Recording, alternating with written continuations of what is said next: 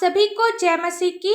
आज का ठहराया हुआ पवित्र वचन है याकूब की पत्री पहला अध्याय का 2 पद, जिसमें लिखा है, हे मेरे भाइयों, जब तुम नाना प्रकार की परीक्षाओं में पड़ो तो इसको पूरी आनंद की बात समझो।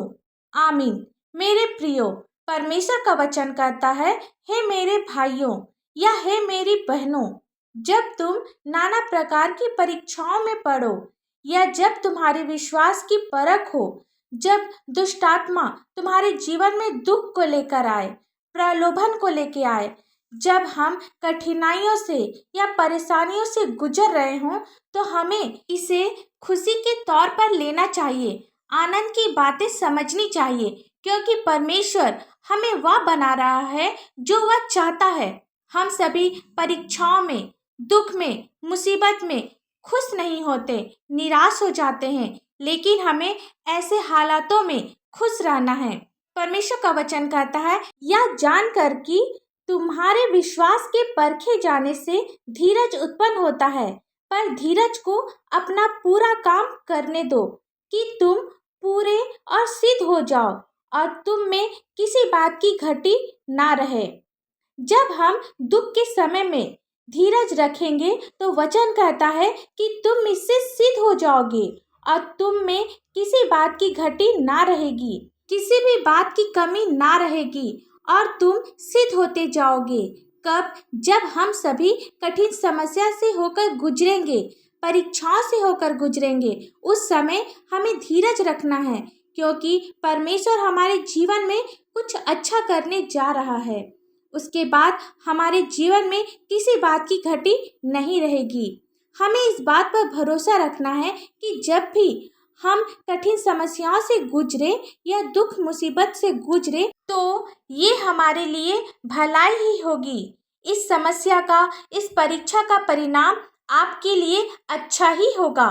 हम अय्यूब के विषय में देखते हैं, वह अपने जीवन में परीक्षाओं से होकर गुजरा, अब परमेश्वर ने उसे बहुतायत की आशीष दी। अब्राहम परीक्षा से होकर गुजरा, अब परमेश्वर ने उसे भी आशीषित किया। प्रत्येक लोग जो परीक्षाओं से होकर गुजरते हैं, आगे चलकर अपने जीवन में आशीषें पाएंगे। यदि आप परीक्षा के समय स्थिर रहें, परीक्षा के समय विश्वास में मजबूत रहें, तो आप सभी निश्चय ही सिद्ध होते जाएंगे। आप में किसी भी बात की घटी नहीं रहेगी। हमें विश्वास करना है कि जो कुछ भी हमारे जीवन में हो रहा है, वह परमेश्वर की योजना का हिस्सा है। जैसे वचन कहता है रोमियो 8:28 में, हम जानते हैं कि जो लोग परमेश्वर से प्रेम रखते हैं, उसके लिए सब बातें मिलकर भलाई ही को उत्पन्न करती है। जब हम सभी परीक्षा के समय मजबूत रहेंगे, धीरजवंत रहेंगे, तो परमेश्वर की भलाई को अपने जीवन में देखेंगे, परमेश्वर के कार्य को अपने जीवन में देखेंगे। आप विश्वास करें और अपने जीवन में परमेश्वर के अद्भुत कार्य को देखें। आइए हम सब प्रार्थना करें। धन्यवाद धन्यवाद धन्यवाद हो पिता परमेश्वर। Hallelujah hallelujah hallelujah. स्तुति स्तुति स्तुति हो महान जीवित पिता, जीवित सामर्थ्य पिता, हम सबके उद्धार करता, हमारे दिलों में राज करने वाले पिता, आपकी महिमा बड़ाई प्रशंसा हो प्रभु। आप हमारे पिता हैं, आप हमारी आवश्यकताओं को पूरा करने वाले पिता हैं। जितने भी भाई बहन, बच्चे, बुजुर्ग इस प्रार्थना को सुन रहे हैं, आप इन्हें आशीषित कर, हर एक भटकने वाली बातों को दूर कर, यीशु मसीह के पवित्र मीठे नाम से। पिता, दिन भर हमने जितने भी पाप किए हों, जितने भी दूसरे के प्रति बुरा सोचे हों, आप हमारे पापों को क्षमा कर, क्योंकि आपका वचन कहता है, मैं तुम्हारे पापों को हिम की तरह श्वेत कर दूंगा। हाँ पिता, आप प्रत्येक के पाप को क्षमा कर, माफ कर पिता। वचन के लिए आपको धन्यवाद देते पिता। वचन के द्वारा आप अपने लोगों से बातचीत कर पिता। जितने भी लोगों के जीवन में समस्याएं हैं, परीक्षाएं हैं, मुसीबतों से गुजर रहे हैं, पिता आप इनकी सहायता कर, इनकी मदद कर। जिस प्रकार आपने अय्यूब को परीक्षा से बाहर निकाला, अब्राहम को परीक्षा से बाहर निकाला, उसी प्रकार पिता आप हर एक लोगों को आशीषित कर, प्रत्येक के दुख को आप दूर कर पिता, हर समस्या दूर होने पाए यीशु मसीह के पवित्र मीठे नाम से। पिता, जिनकी शादी अभी तक से नहीं हुई है पिता, आप उसे आपका भय मानने वाला एक जीवन साथी दे।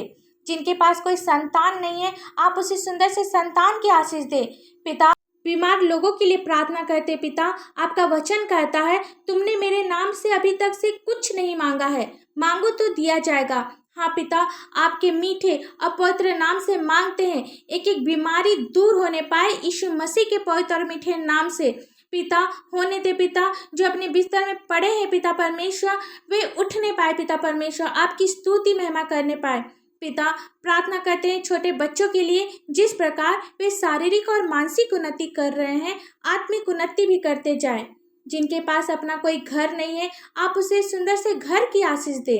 जिनके पास कोई नौकरी नहीं है, आप उसे अच्छी सैलरी वाली नौकरी दे पिता, रोजगार को खोल पिता, बिजनेस में आप अपनी आशीष दे। प्रार्थना करते हैं पिता, जवान लोगों के लिए पिता, जो संसार की बुराइयों में फंसे हैं पिता परमेश्वर, आप उन्हें क्षमा कर पिता, और होने दे कि वे लोग हर बुराइयों से दूर होने पाए, आपको जानने वाला होने पाए, आपको पहचानने वाला होने पाए, और आपकी स्तुति महिमा करने वाला होने पाए। पिता, जितने भी लोग आपसे प्रार्थना कर रहे हैं पिता, आप हर एक के घर से चिंता, परेशानी, दुख, तकलीफ, नशे की बुरी आदत, कर्जे, पति पत्नी की लड़ाई झगड़े दूर कर यीशु मसीह के पवित्र और मीठे नाम से। हर एक घर में आपकी आशीष हो, हर एक घर में आपकी चंगाई हो, हर एक घर में आपकी खुशी हो, आनंद हो, मेल हो पिता। पिता, होने दे आप प्रत्येक के जीवन में अद्भुत कार्य कर पिता, ताकि वे लोग गवाही देने पाए पिता। और आपसे हम लोग क्या मांगे, मांगने से पहले आप हमारी हर एक आवश्यकताओं को जानते हैं। इस प्रार्थना को दया से सुन और स्वर्ग राज में ग्रहण कर। आमीन। परमेश्वर का यह वचन आप सभी के पास पहुँचे और आशीष का कारण बने, इसके लिए आप हमारे इस चैनल को लाइक, शेयर और सब्सक्राइब करें। धन्यवाद।